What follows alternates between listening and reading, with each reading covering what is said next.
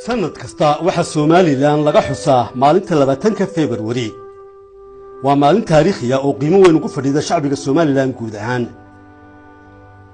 waa maalintii maxkamadda xaqdarrada alla saaray dhalinyaradii UFO ee iyagu ka damqaday dhibaatooyinkii taliskii Siyaad Barre uu ku hayay ummadda Soomaaliland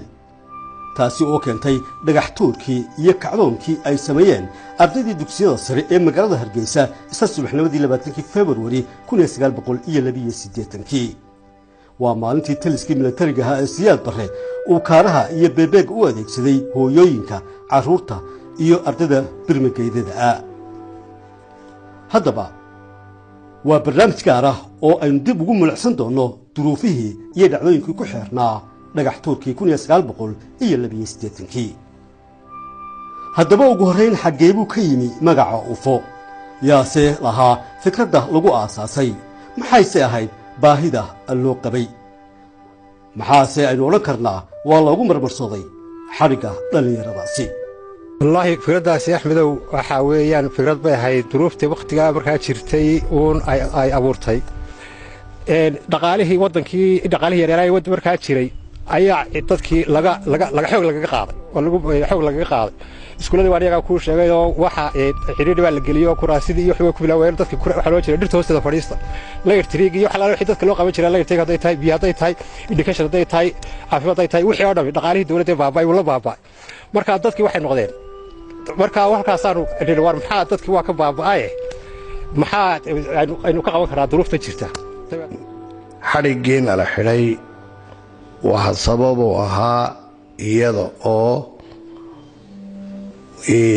Somaliland wixii la oran jiray la isku oran jiray waqtigaasi cadownimo iyo baaba iyo dil iyo dhac iyo iyadoo qofka aan loo ogolayn xataa gurigiisa inuu keligii ku noolaado oo lagu soo biirin jiray cid aanu garanahayn oo ay qasab ku ahayd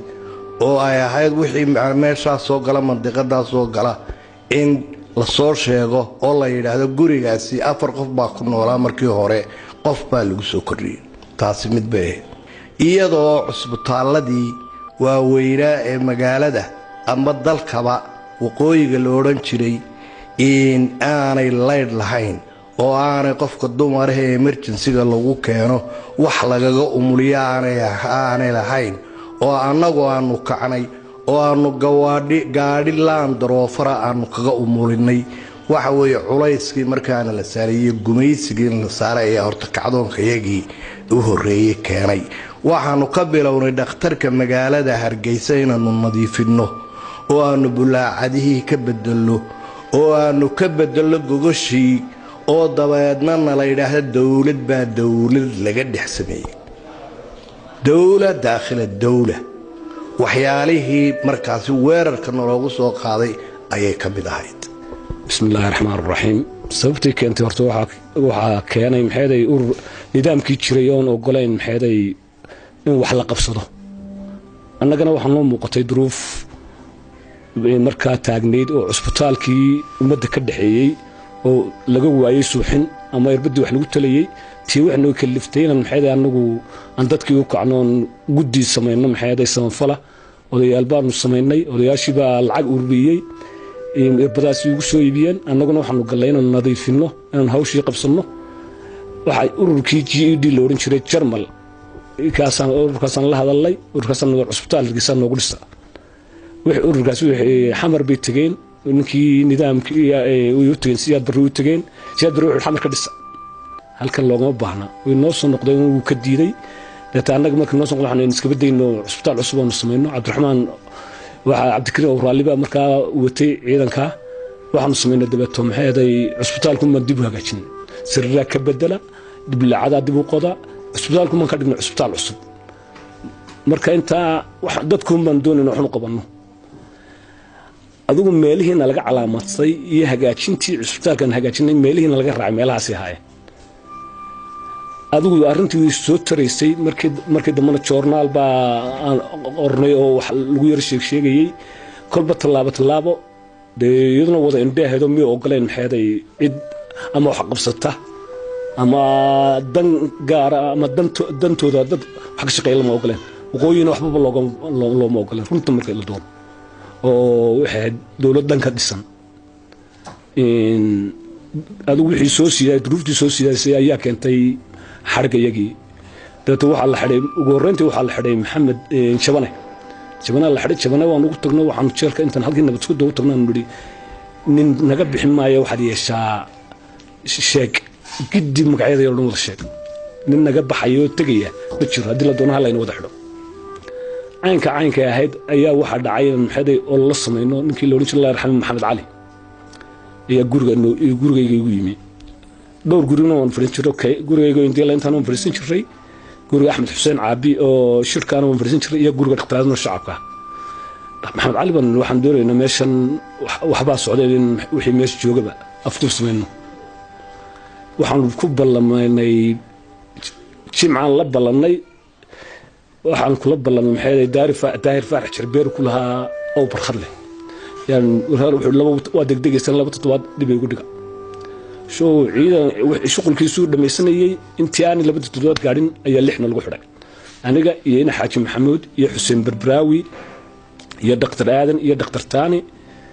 iyo colada Allah yarxamee lixdaas lagu xidhay labadii habeen ma guriga lagu yimi والله يبارك والله كحيي عد يمي وجينا نيجي مركا حلقة ودين حاس لما نهين نين كابتن الله يرحمه سنادين تو سلبان كرسون ونش بيلوتها من كاسا قرا يوجا قل يربى يقول ده قدام في الكرتيب بالي يقول مركي الباب كي يقول حرمه فرو أنا أجي مسوي علاب ده ملبرن تافر ده أصلا سلام وقعنتو تاجون وانسكتر نادو adigu duruufii caynka ah markaa halkii nabad isku dahayd dabeetana waxaan lagu bilaabmay toban markaan noqonay waxaan lagu bilaabmay markaa dilkii habeenkii ugu horreeyay anay dooneen la baxaan katiinadan iska saari jiray waan intaan isnabiga u seexday colaad baa la baxo la soo garaacay habeen labaadkina anaa la soo dilay diliistii sidaas inuu noqotay ciidankii kala xadhigii baa socday ilaa adigu 8 buu xadhigii gaadhay subaxnimadii 20 February markii la bilaabay maxkamaddii dhalinyarada la saarayay ayaa dadweynihii iyo ardaydii dhammaan waxay soo hortubeen maxkamadda horteeda halkaas ayaana dhagaxtuurku ka bilaabmay waxa la iswada gaarsiiyay warkii iyo dhiiladii qiiqii ayaa isqabsaday maxkamadda gudaheedana waxa ka socday dacwadii iyo dhagartii malaasnayd bal aynu eegno sidii jawigu uu saacadahaasi isu fogay markii la xukumay nin walba meel gooniya oo ayagu magacyo ula baxeen oo ay dhabarjabin ula baxeen oo ay NSS ula baxeen oo qaar aynaan macnahooda iyo magacooda toona garanahay inay samaysteen ayaa horta nin walba meel lagu xidhay nin walba meel baa lagu isolate gareeyay nin arkay muu jirin maalintii la yidhi maxkamad baa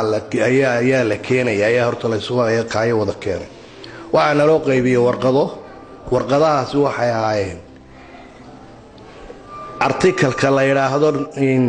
54 article 54 oo markaa dee uu samaystay afweyne iyo rejiimkiisi oo dil iyo dacas iyaga la wareego wax kale iska daayo ayaana lagu soo yeeday warqadihii baa loo qaybiyay warqadii baan akhrinay dabadeedna isla markaaba dee xeelad lama waayo warqadihii loo qaybiyay si aan u diro oo dadkii u gaarsiinay waan gaarsiinay kacdoonka horta ugu horeeyay waxa keenay warqadahaasi inuu dadku kaco oo la akhristay inaanu ku xukumanahay article-ka 54 oo ay macnihiisu tahay dil iyo hantidiisa oo la wareego dadku horta markaas u kac wixii kacayna waxay ahaayeen door iyo xarun raggi nin walba horta kiisku galay marka hore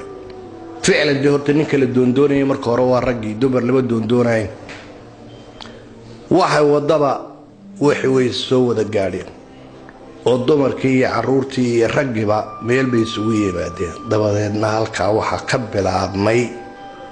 dhagaxtuur waxaa dhacday in la yidhi maxkamadda maalinta caynka iyo caynkaas ayaa la tegi doonaa oo nala geyn doonaa waxaa dhacday maxkamadda gebigeedii in lagu wareejiyey hubkii ugu casrisanaa ee markaa afweyne u haystay kii ayay dadkina ku wareegeen annagoo ku xidhan halkan imaka halkii ay ahaan jirtay nabad sugiddu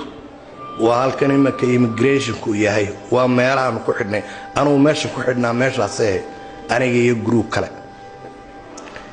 xabaddii dhacaysay ee lala dhacayay dadka waxba dee noomay jirin maxkamadda ila waa garanaysaa inta isu jiraan allah u naxariistee nin dhintay oo maxamed cabdi ducaale la odhan jiray oo maalintii maxkamadda laga sii daayay maalintaa ayaa gabay tiriyey gabayga dadka ku wanaagsane qabta mayhi waxaa ka mid ahaa wixii uu yidhi kelmad qura ayaan ka qabtay dhadhaab baa ruqaansaday yacnii dadkii meesha lahaa ayaa kacay xornimana horta maalintaasi ugu horraysay wixii dhimanayaa ha dhintaane ilaa maantana waad iga arkayoo maalin walba xuskeedii waa taa aynu maanta u fadhino oo xuskeedii la hayo waxaana lagu xukumay wuxuu oogta ku talagolkoodu wuxuu ahaa dil oo u quuskoogu ahaa laakiin mudaharaad ka dhacay wax badan buu bedelay oo uu ka bedelay ilaahayba dee waktina ma dhaafo waktigiisoo nafina laakiin siduu dictatorku ku tala gashanaa laabuu islahaa markuu arkay dad waxaan kacay maaskan weyn ee faraha badan ee xooga badan ee kacay wuu bedelay khiyaamee buu isiri odayaal buu isticmaalay inamada waan soo daynayaa buu yiri markaa waan soo daynayaa waan sii daynayaa degaan dadka dejiya markaa wuxuu soo diray niman looyar ah oo yidhi waanu idiin hadlaynaa nimankaa looyaradu qaar daacada iyo qaar la soo dirtay labadaba way lahaayeen lahu naxariistee xuseen bile nin la odhan jiray faysal xaaji jaamac nin cali jaqaalo la odhan jiray oo isna xamar ka yimid nimanka fiicfiicane sida daacaddaa noogu dooday bay ahaayeen wuxuu yidhi axmed maxamed badar oo dhabarka nabaro badan ay ka muuqdaan ayaa wuxuu yidhi nimankan way aqbaleen oo dembigooda way qirteen markaa waan xasuusna wuxuu yidhi xuseen baa la yidhi allah u naxariistee intuu qaawiyey axmed maxamed badar uu dhabarkiisii tusay 4 shay midna laguma ninkuu u qiran karaa markay naftiisa khatari garto in gasho wuu qiran karaa been wuu sheegi karaa inducement haddii la yidhaha lacag baa lagu siinaya oo lacag lagu siiyey wuu qiran karaa waxyaabaha qaarkood axbab horta aan labada aan kasii xasuusne xuseen bile nin xaruur yaho aad iyo aad ayuu ninkaas leedin buu yidhi dembi buu qortay dhabarkiisa nabaradaas ku yaalaan marka waxaana lagu xukumay 2 nin life sentence baa lagu xukumay xabsi daayif 2 ninna waxaa lagu xukumay min 30 sano maxamed xaaji maxamuud iyo cabdiraxmaan masalle oo iyaga hub dheeraada laga helay guryahooda baastooladii baa laga helay iyo waxaynkaas aniga nasiib wanaag annaga nasiib wanaag habeenkii way baareen guriga qufadii baa ii taalay guriga doctoraadi maan seexan jiray markan soo dhaadhaco ma helin gurigii kama helin marka xarigayagu waxa ku koobnaa 3 sannadood ilaa xabsi daaye markaa 3 nin 3 sannadood bay ahayn sulub doctor maxamed cali sulub maxamuud cali sulub cali ciga faarax oo injineerkii markaa hawla guud dhismaha haystay iyo ninka la odhan jiray cumar ciise cawaale ninka london dugnaya dhowdwaab joogay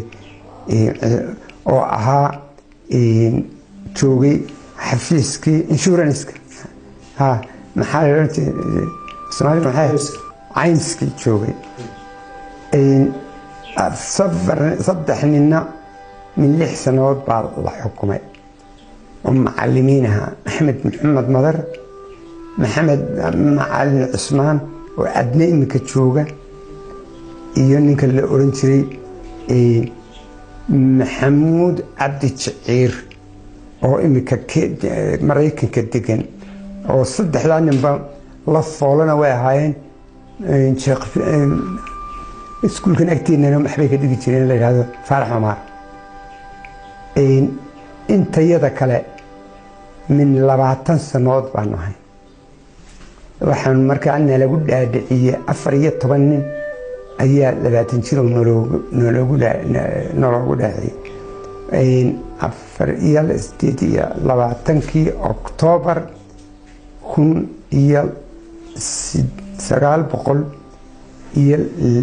1980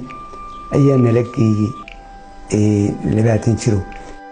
ardayda dugsiyada sare ee magaalada Hargeysa ayaa lafdhabar u ahayd kacdoonkii dhagaxtuurka iyada oo qaar badan ay naftooda ku waayeen kuwa kalena ay ku dhaawacmeen waqtigaasi qalafsan ayaa waxay ahayn dugsiyadu goobo aanad moodayn goobo waxbarasho oo caadi ah waxaad moodaysay xeradii nabad sugidda ama bahangashta duruufo adag ayay ahayd sida ay tilmaamayso Marwo Samsam Cabdi Aadan oo waqtigaasi macallimad ka ahayd dugsiyada sare ee Hargeysa balse maalmahan uu dhagaxtuurku dhacay madax ka ahayd library-gii Hargeysa ama rugtii kutubta ee wasaaradda hidaha iyo tacliinta sare anigu markaan macalinka ahaa markaan example ka soo qaado Faarax Umar aan ka dhigi jiray foomtooyadaan u dhigi jiray fasalka waxa fadhiyi jiray arday ka socda dhabar jabinta iyo arday ka socda NSS-ta iyo arday ka socda xafiiska hanti wadaaga kacaanka oo intuba ilaalinayaan macalinka iyo ardaygu su'aal isweydiinayaan marka waxay ahayd fasal mu ahayn waxbarasho fasal wuxuu ahaa daqad uu jiro oo culays saaran yahay ardaygu su'aaluhu ku weydiinay ardayduna waa taqaanaa markay og yihiin inay waxa soo fadhiyaan inay kaga cilcilsiiyaan waxyaabo dawladda marka siyaad bar wax laga sheegayo macalinku jawaabta uu bixinayo iyo ardaygii waxaas wax la monitor garaynayo marka ma ahayn meel waxbarasho waxay ahayd meel ardaygana adoo taagan oo macalina la xidhi karo macalinkana any minute la xidhi karo horta taasa keentay inay macallimiintii iyo fasaladii dhigaysa Faarax Umar Axmed Maxamed Madar iyo waxay macallimiintii Faarax Umar ka dhigay la xidhay hal la xidhay markii dambana suuqa la soo galiyay wala dilayaayo maxkamadii baa la keenay dabcan marka macallinkii wax ku dhigay sida fiican wax ku dhigay la xidho macallimiintii iyo dadkii samafalka dhakhtarka uga shaqeynay dad wadanka wax ka qabanayay dadkii wadanka u dhashay ahaayo oo voluntary ku shaqeynayay oo hawlo imika wada imisa qof baa voluntary ku shaqeeyo waxaynu appreciate kareyno markuu shicibku yiraahdo wadaanu dhisayna dawladda dawladdu ku faraxda waayo hadaan dhaqaale badan loo hayno dadku markay shicibku wax qabsadaan bi dawladuna horta tayo leedahay taa waxa loo arkay khalad oo wataa in lagu xiray ilaa qaar waa la dilayaa qaarna in xabsi daa'ini wax lagu xidhaya maxkamadda aroortii dadkii tagay baan ahaa waa la fadhiistay marka dadka farbadnaantiisii la arkay ee ardaydii badneed fadhiday la arkay ee wixii dad joogay la arkay dib baan u dhigaynaa baa leeyahay dib ha u dhigaynaa maanta ballanku ahaaye hala dhigobay dadkii ku buuqeen adoo halkaas u dhagaxtuurka ka bilaabmay dhagaxtuurka bilaabmay wuxuu ahaa dhagaxtuur cajiib ah oo ardaydu ay hagayso iyo dumarka hagayay waan xusuustaa in madar waxa la hooyo cararay aniga ay cararay gudida waa cararay aabahay baqay aniga biima way ragii way argagax bay ku noqotay in dhalinyaradii iyo haweenka ay dhagaxa qaadeen oo aan waxaan xusuustaa wadada dheer ayaa beebeega iyo gawaarida tiknikada ay yaacisay ciidamada waxa la isla galay markii dambe buurta in abay wadadaas laga wada baxay iyo qiiqa ka yeedhay askartu ma soo noqotay tii la soo irkiday barre xaaji cilmi oo loo yaqaanay naanaysta baro ayaa Allah u naxariista waxa uu ahaa ardaygii ugu horeeyay ee sida tooska ay u toogteen ciidankiisii Barre isagoo dhigan jiray dugsiga sare ee Gacan Libaax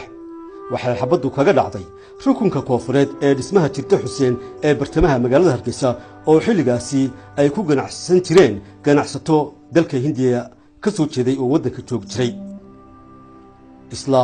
goobtaasi oo marxuum Barre oo ku dhintay lagu toogtay ayaanu kula kulanay Siyaad Xaaji Barre oo ay marxuumkaasi walaalo ahaayeen aroortii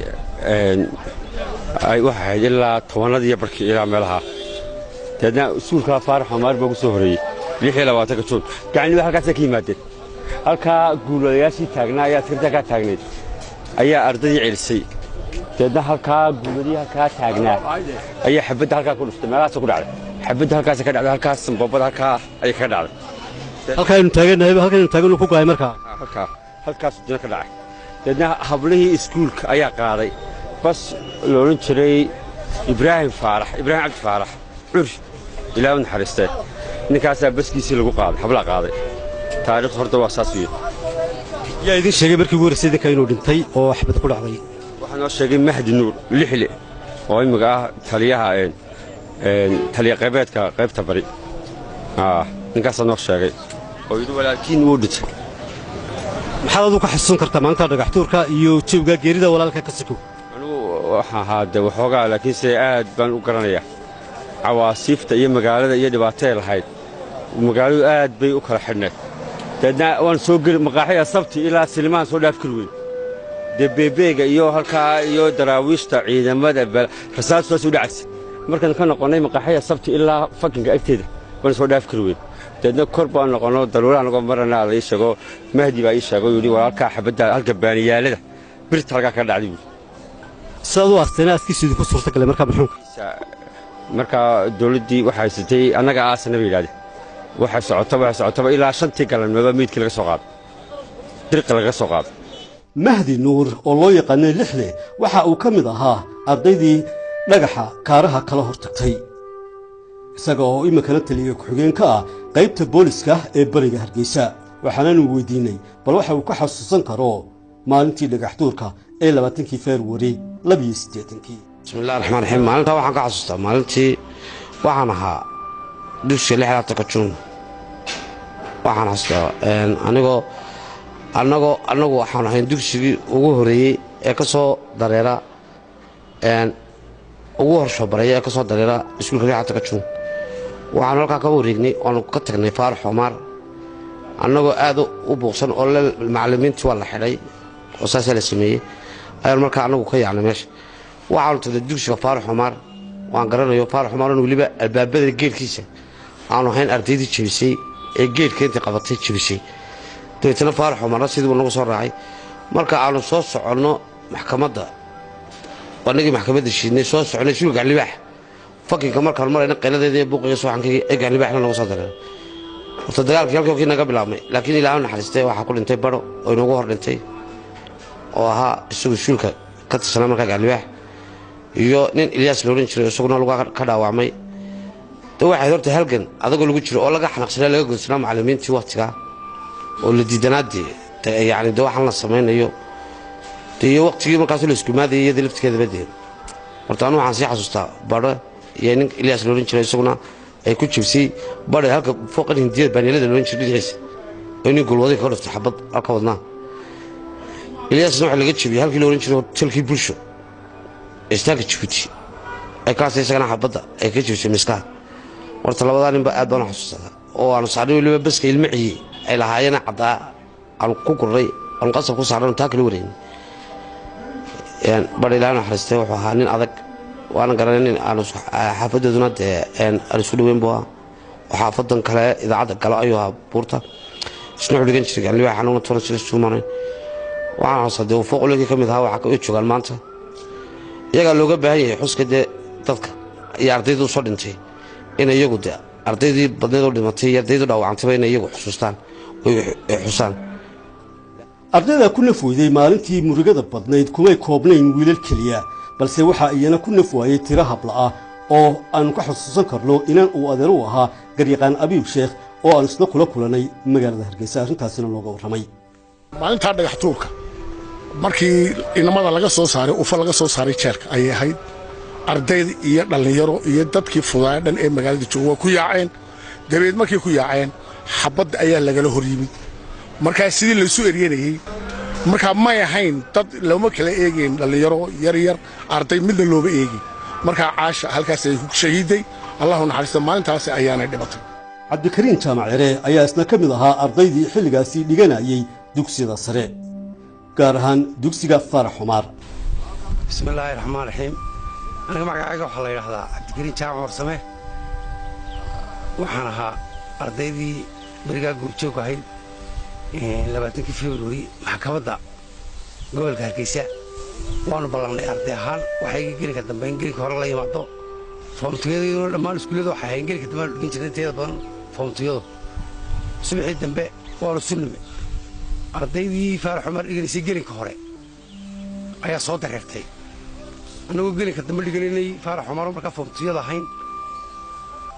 waanu u nimay ومحكمة دم نمد دمانتيو دبيتو عبار مركي اللي تشوقي معلمين تيجي بكو تشتري أنا قولي واحد كوتشري فهم بس كي كلاس كيكا نقول لي محمود تشوالك أو إجبار تبوتي يقولي لها تشتري ويسكي لها تشتريها أيا أنا كفهم بس إنه هاي بايلو تقولوا لي تشتري كوتشري ولي معلمين تا حد حرام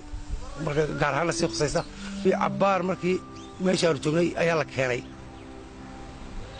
معلمين تيجي ماشي يورقي كلا حدناوا دابا markaas rabshad bilaawday magaalada lafteedu bariga uma baran rasaas soo kala wad cadeed si qabla aaro dagaal oo socdo kala ay rasaasta nolol dhaco loo ridiyay maalintaas maalintii Hargeysa rasaasta ugu fara badan ka dhacdo dadku qaar way dadku qaxba gaareen maalinta magaalada afarta koolmo markii dambe rasaas soo isqabsatay dhagax tuurku wuu iskaaray magaalada oo dhan qasba galay suuqii dhexina la soo yeeriyaan soo marro meel walba la tijibiyay gobolada dawladda la tijibinayay rabshadu way korodhay wallahi meesha maalinta marka sawirku hadalku ma muuji karo wixii ka dhacay marka 7 shay suuxtaan rasaas joogsanay wadamay magaalada dhawdi ku siyaasay anigu salaasadii sabtidii xadii isniintii salaasadii qoladii la qabtay baan aniga iyo kishida ciise kaahin nin kale xuseen loo jiray xuseen dhiqle saddexda marna la qabtay salaasadii waxna lagu xiriyay inta gelikii dambe la geeyay birjax ayaa shantii galabnimo laga qaadan lagu xiriyay xarad gol waraab la buurta hoosteeda 3,200 qof baan hay 18 habeen baan xidhnay 18 habeen kadib bayna salaabaan filiyo ufti wata magaalada yimaadeen wala la soo daayay dabadna 3,200 qof baa dhagaxtuurkii laakiin birtiba ka sii socdo waxa noqday wax joogto loo wado oo dadku subaxii dawladdu askar bay soo dhigtay suuqa askarta tuuta gashan iyo beebeega ay waxay markaa ay dadku arkaan baba suuqa marka barqadii la soo dhaco practically baa iska bilaabay subax walba wax joogtaa bay noqdeen muddo ku socdeen anigu gelinka dambe iskuulka marka la tagno waxaan ku jirnay xiriir dawladda dhexdeeda xafiiska barasabka loo dhawaa Hargeysa Kalaabo saraakiisha fariistaan loo dhawaa iska guriga Cabdimalow oo laga soo horjeeday ayaan hadii guriga gali jirnay oo u daadin jirnay markaas ka tilo soo riyato ilaa dhakhtarka weyn baan soo yaaci jirnay marka wallahi idoo kuma safeen kareem ka shaqo iyo wax maalin soo koobi karo waxay ahayd sheeka dheero ee muddo socotay ilaa aakhirkii ay gaadhay in ardayda markii dambe la soo gaaray form 3 iyo form 4 dibadda loo talaabo ardayda talado 600 arday baan ku baxnay oo kaga baxnay Hargeysa iyo Burco ilaa Berbera ilaa gobolada isaga nimi waxaanu galay Baabuli aynu waxa yar xalta tababarka galay anigu waxaan noqday fide gaarigii horeeyay santu yaatee waqtiga ka qorila saaro brown awar saxan loo jiray fide ka noqday gaarigaas tababarka ku qaatay ardayda halkaas wax dabeedna dib soo noqda wax dabadaasi qabta wax dagaalka ku dhinta waxay halka kaysta ayaanu si qabsanay rag badankoodu way dhinteen marka rag wax yar baaba ka sii noolay muddo ka jira macallimiinta ayaa iyana kaalin weyn ka geystay dhacdadan taasi oo caburintii iyo cadaadiskii taliskii siyaad barri guud ahaan ummadda ku hayay lagaga damqaday qaar ayaa ku lafoayay qaar way u laafoobeen kuwana waa loo xulay waxaana laga xusi karaa Xuseen Cabbaase oo baraka ahaa dugsiga sare gacan libaax wajahadiisa hore ayaa lagu toogtay dhaawac ahaan ayaanu markii dambe ugu dhintay cisbitaalka Hargeysa 5 maalmood ka bacdi iyadoo xitaa in la daweeyo loo diiday macallinka Xuseen Cabbaase loo oran jiray ilaahay ha u naxariisto mujaahidiintii u dhimatay wadanka laakiinse waxay dhaxal ka tageen in xor caawa ilaa aroorta hadaad tiraahdo soo jeedaya aan cid ku oran maxaad soo jeedaysaa dariiqa aad mari karto wax qabsan karto shaqaysan karto qof aan shaqaysanaynin baa markaa oran karaa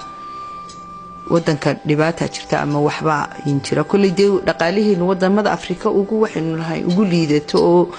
aan ugu dhaqaalaha yar laakiinse meel intaasoo farxadi taalo oo markaad suuqa u baxdaad qof qosliya mooyaan qof murugaysan in yar aad la kulmayso waxay la tahay wax Ilaahay loogu mahadnaqo Ilaahay bay noogu mahadnaqanaa Ilaahay inoo siyaadiyana waa ka baryayna dhinaca kale muddadii ay jeelka ku jireen aqoon-yahankii ufo waxa ay la kulmeen tacaddi iyo jirdil aad looga damqado dhibtu way badnayd jeelka aad iyo aad bay u badnayd cuntadu way xumayd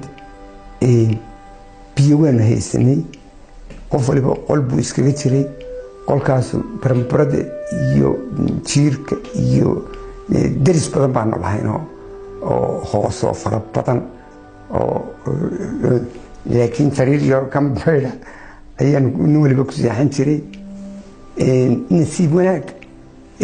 markaacna wuu nasiin jiray waanu lahayn markaacna baytalmaygu guduhu noogu yaallay markaa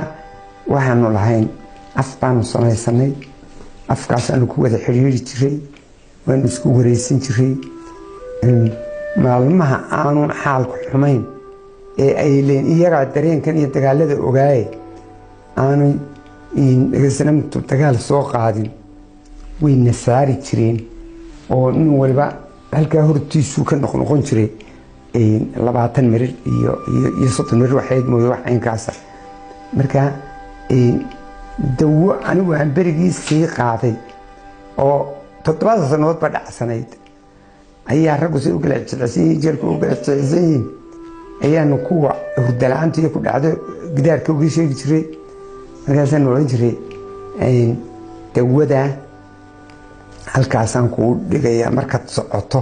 hebelow sidii wax fororsada iska dhig qaado sidii wax qodax iska geynayo kale iska dhig dawada bacda yar ku xiran halkaa ka qaado edforkii aniga suul baa igu ogaay bilaadmigna marka lagu naxariisanayo yaa taahda oo daa gurta isagoo googo'ayana oran sutigaashan la soo tagno suulkaygu isagoo googo'aya damqashan bi jirin edforkii bay qaadeen edforkii markay qaadeen dhakhtaradu xidhan inta ma ka soo roysisan waxay geeyeen martiini baa la geeyay martiini qaybta indhalaanta la geeyay hadana hool weyn baa la baneeyay waa inta la dhameeyay hadana qol yar oo gudaha la sii galiyay kiiba ka tirada lagu xidhay soo nin xoraan ha marka caankaan eego oo marka xor baaban aha waxa ay galay cidhiidhi culus baa ay galay gacanteena bilaadmiga laalaabkan baadee waxa halka in irbad layga taagay xanuun ay cid way diideen adigu xoogaa marka jooga lay qalay suulkii waxay noqdeen jiris noqdo nin dhakhtar Ismaan leeyahay ayaa yiri waa lagu jaraya hadii halka lafta gaadho markaasuu mid lafta bilowday waa la jarmish toomoha meesha duruufta taale raashinka yaala waxa bariis dirxuu ku baniyo bahal inta la leeg oo madax madow aad ka gurayso ilaahu naga bedel banno bil dhanba waxaan cunna ciid iyo caana bud maxay dhacday markaasaan isweydiino war maxaa dhacay sanadii ninkii waxa ma hayo waa u dhamaatay Allah Allah yarxamay yiri hadii u dhamaatay ciid baa la siiyay oo dam xog ku siimaan ku oo gidaarkan waxa iskaga sheegayna adigu markii ilaahu noo soo celka iyaga horuma noo dhixigi wana loo soo celi kiiba noo loo qaatay inta ayda nin mu arag si edituga aanu galay nin mu arag muraad ma haystid cid wuxuu ku sheegtay ma haystid halkan baad taabanaysaa halkan ma soo saadigo baqtay iyada oonaysa wallahi waad ga naxo aana budhi dhacdaad iska deynaysa mar baan igu dhacday gaastri baa igu dhuftay marna adigo buuran baad oonaysaa law meesha waad ku baqtayna saad libisanaysa marka kaliidu meesha kale dhibta waxa bisha noogu dareeyna waxa bisha Ramadaan taleeraa Ramadaan bisha ugu khayrka badan noogu dhibaato badneed bahayd waayo meesha wax nagu noor jiir oo musqushu suulo ku jiro hadaad fariisto sallallahu ka ku qaninay iyo baranbaro waa jiray kan kale ee psychologically maxaan ku raacday torture-ku wuu jiray oo jeelka waxa lagu sameyn jiray marka laga waqooyi waxba ka dhacay maalinta wax ka dhacay waxaan ku ogaan jiray askarta inta soo gadna galalefi jirtay oo inta naloo yimaada wala dawladda loo saari jiro markaas loo jiray gogasho dhan ka ururiya meesha biyo lagu saliska ku xidhin biyo ku shuba si aanan u fadhiisan karin oo aanan maxaan ku raacday u seexan karin waan ogaan jiray marka waxaan garan jiray waxba dhacay inay wax dhaceen marka mar alla markay waqooyi wax ka dhacaan ama la yiraahdo SNM wax samaysay annaga wixii ay nagu sameyn kari lahaayeen nimankaasi ahaa torture mental iyo psychological way nagu sameynayeen muddadii kooxda ufo ay xidhnaayeen halgankii shacbiga Soomaaliland halkii ugu siraysay ayaa u gaaray ururkii SNM ayaa awooddiisii ay 100 jeer laba laabantay halka shabci oo xoogan ayaa tis qaaday waxaa dhacay dagaaladii 1988 ee ay ururkii SNM ku qabsadeen inta badan ee dhulka Soomaaliland markii haddaba 1989 la soo daayay shantii xubnood ee ugu dambeeyay ee jeelka ku sii harsanaa ee UFO ayaa waxa ay ku war heleen in baaxadda khasaare burburka iyo dhibaatooyinka dalka iyo dadka soo gaaray ay aad uga weyn tahay intii ay filayeen maadaama aan jeelka dhexdiisa warar fiican ku heli jirin waxa kale oo ay ogaadeen in dhibtii iyaga soo gaadhay ay qiyaas aad u yar ka noqonayso marka la eego wixii wadanka ka dhacay hase yeeshee qaarkood waxa fajax ku noqday in markay soo baxeen ay ogaadeen in eheladoodii ay dhowr qof oo kaliyihiin ka nool yihiin markan xamar la soo daayay xamar imi waxaan ogaadeen reerkaygii aan waxba ka hadhin waxa markiiba yimi Cabdi Dusay iyo Injineer Salaamaan iyo Cabdillaahi Jaamac Galaal iyo wixii yimaadeen wixii tacsibi ugu yimaadeen waxa adduunka badeen rugmaday maan markaan ogaaday ولدان markaa jeer waxba kuma nooyin waxaan wixii alla qadaray Ilaahay baa keenay hadal male waxa ku dhacay markaa dagaaladii dheedkii markay bilaabmeen markii dagaalkii dheedkii bilaabmeen waxna qaxib ku dhintay waxna inaan aan walaalahayn isagoo guriga naga baadhanna ayaa la mariyay ayaa la dilay dadkii kale qaxib ku dhintay حتى markaa xabadihii baa ku dhacay waxa bada ku dhaceen iyo wax maxayday kanaacadii dadka leen sii dishay duruuftaas keentay markaa reerkii laba hablood oo inaan ka tagtay mooyee iyo hooyo mooyee cid ba ugu soo noqon ismaan arag aynkaas uu dhacday maanta Soomaaliland waa ay gaadhay wixii iyo hadafkii ay higsanaysay xorriyadeedii ayay la soo noqotay waxaanay noqotay qaran lugaheeda ku taagan haddaba marka aynu dib u jaleecno maalmihii qaraadhaa ee la soo maray iyo waliba jawigii xilligaasi lagu jiray iyo kamaantu sidee ayaynu u qiyaasi karnaa run ahaantii waa laba xaaladood oo aad iyo aad u kala duwan waxay ku kala duwan yihiin runtii duruufihii ay ku jireen markaasi dhalinyarada iyo duruufta maanta ay ku jiraan oo jawigu runtii jawigii uu ka gedisan yahay jawigan waa jawi ay taalo xornimo waa jawi ay taalo runtii inuu qofku leeyahay xuquuqdiisa fikirkiisa ku cabiri karo jawi uu runtii ku hirgelin karo ahdaaftiisa siyaasiga iqtisaadiga ijtimaaciga intaba way tahay tani taasina runtii maalinta arrimahaas oo dhan ma jirin oo waxay ahaan qaar maqan halka aad iyo aad buu kala duwan yihiin oo laba xaaladood xoog u kala duwan imika ta kale ee iyana in la sheego xusida mudane waxa weeyaan waa loo diidanaa birga hore in jaamacadba laga furo jaamacad in halkan laga furo walaa Hargeysa walaa Burco walaa Berbera walaa Boorame jaamacad waa loo diiday maantana inta jaamacadooda ka furan 20kii kor bay u dhaafeen jaamacadahaas oo dhan secondaryadu intirsan bay ahaay waa loo diidi jiray ardayda waxa loo jiray orda xamar u doonta imika ardayda de wadanka yaani kama yara 500 oo kun ardayda wadanka wax ka barata marka waa mahad Ilaahay waxaad arkaysaa dhalinyaradii in wax lala qabanayo loo diyaar yahay ciyaarihii baa la dhiiri gelinayaa ilaa xad oo madaxweynuhu yiri 25 jir siyaasadaha ku galaan oo xeerkii loo bedelay waxa weeyaan dhalinyaradu maanta waxay leeyihiin mustaqbal iftiimaya leeyihiin marka waxay ila tahay mustaqbal wanaagsan oo runtii dhalinyaradeenna oo ay fahmeen inay wadanka wax ka qabsadaan oo aanay ku eekayn iskuulka ay roortii tagayaan ay gelinkii dambana ilaa habeenkii aad arkayso caruur wax baranayso oo buug sidata marka ilaahayna la qabtay waxay la tahay inay tahay mid faa'iido leh dawladda loo saarin ma jirto bando ma jirto